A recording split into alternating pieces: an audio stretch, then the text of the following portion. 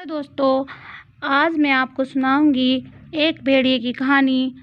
भेड़िए, जिस कहानी का नाम है भेड़िए की मूर्खता। एक जंगल में एक भेड़िया रहता था। वह बहुत बूढ़ा हो गया था। वह बुढ़ापे के कारण शिकार भी नहीं कर पाता था, जिस कारण उसे कई दिनों तक भूखा रहना पड़ता था। एक दिन भूख से बेचैन होकर वह शिकार के लिए निकला। काफी दूर चलने पर भी जब उसे कोई शिकार नहीं मिला तो वह थक गया। थक कर अभी वह बैठा ही था कि उसकी नज़र एक गुफा पर पड़ी। उसने सोचा कि अवश्य इस गुफा में कोई जानवर रहता होगा।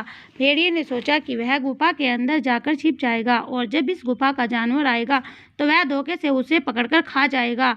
वह उस गुफा के अंदर जाकर बैठ गया। गुफा एक बकरी की थी। बकरी जब अपनी गुफा के पास लौटी तो गुफा के बाहर भेड़िए के पंजों के निशान देखकर वह चौंक गई। उसे खतरे का अनुभव हुआ। बकरी ने अपनी बुद्धि पर जोर डाला और तब उसे एक तरकीब सूझी। बकरी गुफा के बाहर खड़ी होकर जोर जोर से बोलने लगी, गुफा और ओ गुफा, गुफा ओ गुफा।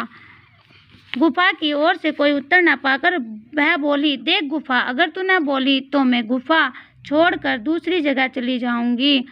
तुझे याद नहीं हमने आपस में क्या वादा किया था? जब मैं बाहर से आकर तुझे पुकारा करूंगी तो तू मुझे जवाब दिया करेगी, ठीक है? अगर तू नहीं बोलती तो मैं दूसरी जगह चली जाती हूँ।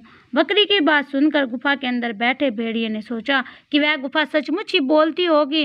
वह सोचकर भेड़िया अपनी आवाज़ बदलकर बहुत ही मधुर वाणी में बोला, अरे नहीं बकरी बहन, नाराज मत हो, मैं जरा सो गई थी, आओ अंदर आ जाओ।